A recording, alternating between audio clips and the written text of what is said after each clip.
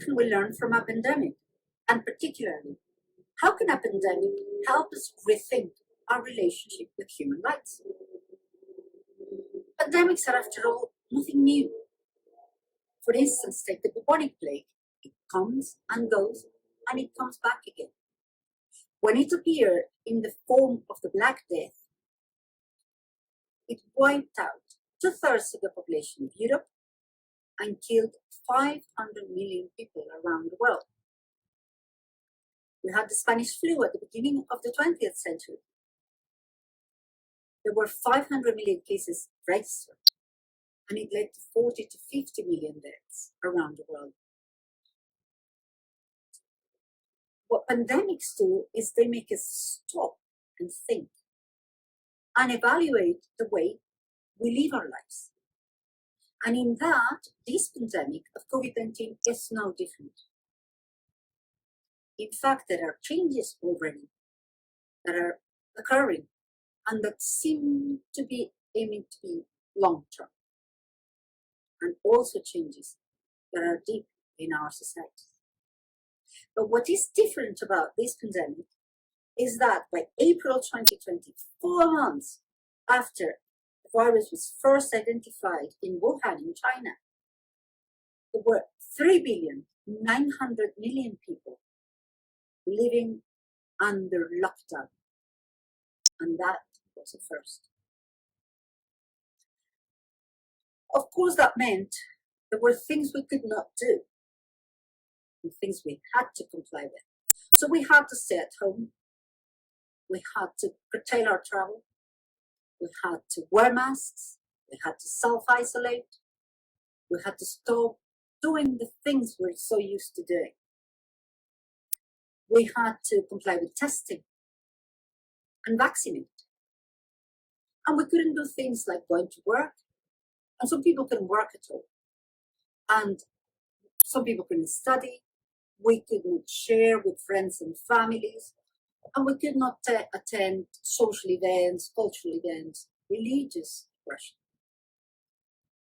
Sadly, some of us couldn't even be with our loved ones, those who succumbed to COVID. This led to protests all over the world. And why is that? If at the end, the point of the lockdown was to cut the chain of transmission, to stop the spread, to contain the virus, and in that way to protect everyone. Well, that goes back to the Enlightenment. There is a reason why we are so fond of our human rights. Now, a little bit of history.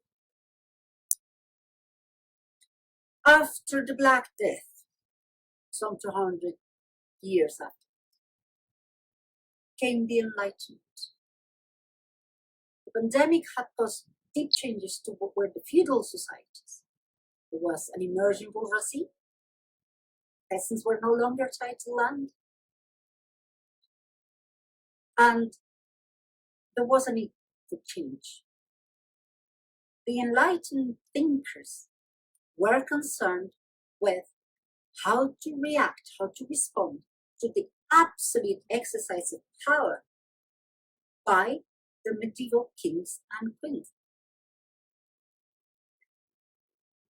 The response they came up with, how to contain power, is by forging a very strong sense of humanism, the individual at the center of things, at the center of political life, center of social life, and at the center of the economic process.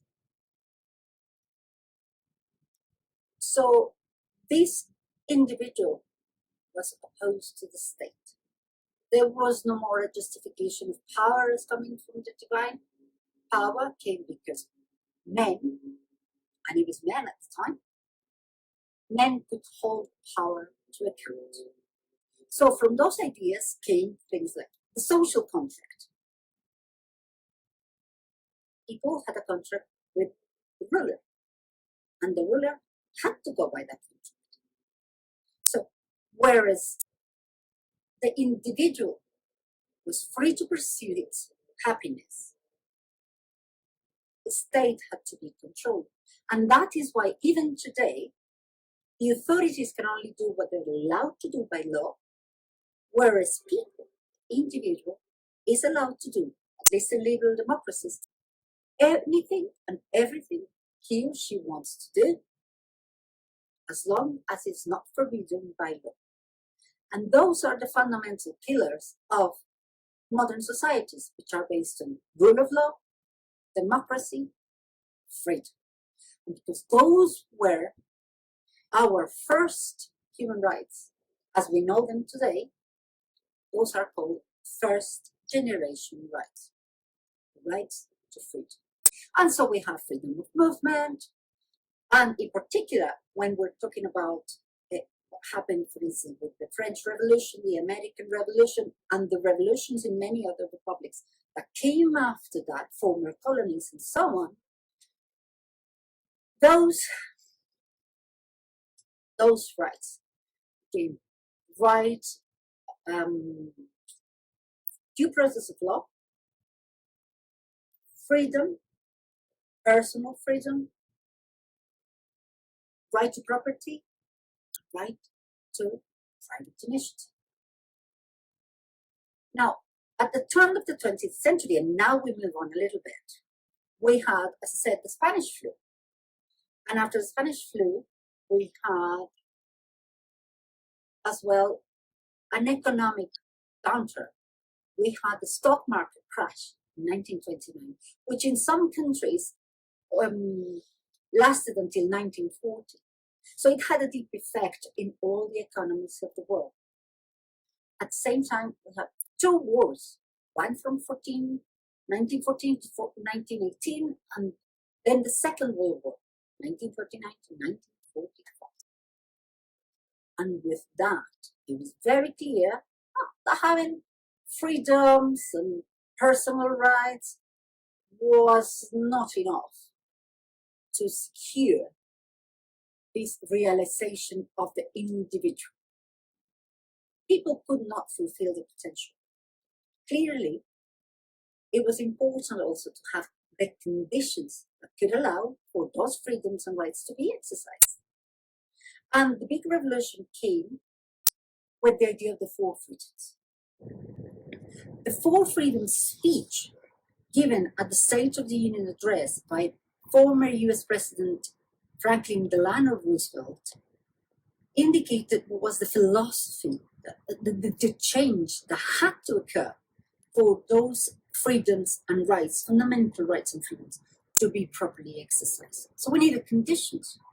And those conditions meant that people needed equal access to work, resources, education, social security, health. After his passing, his wife, Eleanor Roosevelt, championed the idea. And after the World War and so on, those four freedoms, it became different things. So, freedom of speech, freedom of religion, we already had those, but they had caused so many wars. It was important to reiterate them.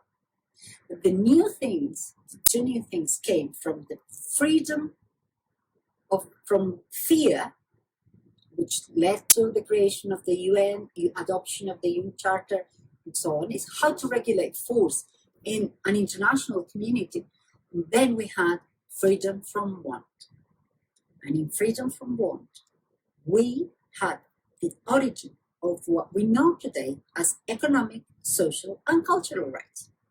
And those became second generation rights. Of course, these rights and freedoms and these economic, social, and cultural rights could only be claimed by individuals, and still are. The difference is that whilst first generation rights ask for the state to abstain from intervening, economic, social, and cultural rights require action from the state. Now, not all states are the same. Not all states have the same resources, and there are budgetary constraints. So there is some sort of latitude allowed for different countries to implement and give reality to those rights according to their abilities and their capacity. When COVID hit, it didn't hit everyone the same way. Some people saw their fundamental freedoms affected, not being able to go out, not being able to socialize, but they were still able to work or study, simply if they had all the facilities to start operating remotely. But in many parts of the world, those who could not go out to work starved. Clearly, there has to be another way to think about human rights.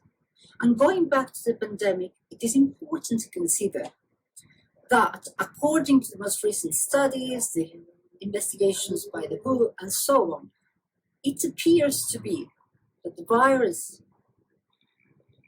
has from animals where it's harmless to humans where it's deadly because of urbanization, a deterioration of the natural habitat, deforestation, and because of these things, we have changed the ecosystems and the way species interact with others. The problem then is there another way in which we could start thinking about humans as such, not individuals, as a species? I take a step back to talk about third generation rights. Now, when did they appear? They came with indigenous groups, reivindications of ancestral rights. And to that were added the movements of rural communities, peasants all over the world, Black Lives Matter, Black rights movements, women's rights. The difference about collective rights is that they are fought for the entire group. And they come from a consciousness of the collective as being a sense of unity and the individual being one within that community. With the pandemic, we saw also, apart from the tragedy and the difficulties and the constraints and restrictions and so on, we also saw solidarity chains being created. We saw communities coming together. We saw people indulging in random acts of kindness and helping one another. We saw how little communities could start being strong and self-resilient and also self-sufficient. So my proposal is, we have emphasized fundamental human rights for a long time, at least 200 years. Fairly recently, we've added the idea of economic, social, and cultural rights. But what if we thought of the collective rights, such as the right to a healthy environment, the right to peace, the right to common resources, as the way and the point from which to start? What if, by ensuring first collective rights and by placing the individual as a member of that collective, we can ensure the conditions whereby each and every one of its members can enjoy second generation or economic, social, cultural rights, and then their individual rights. That is nothing new. It's what indigenous groups have lived by and have tried to teach us. And it's the philosophy of Ubuntu. I am because you are. And as long as everyone is, and as long as everyone is safe, free from fear, free from want, we can all be fully human.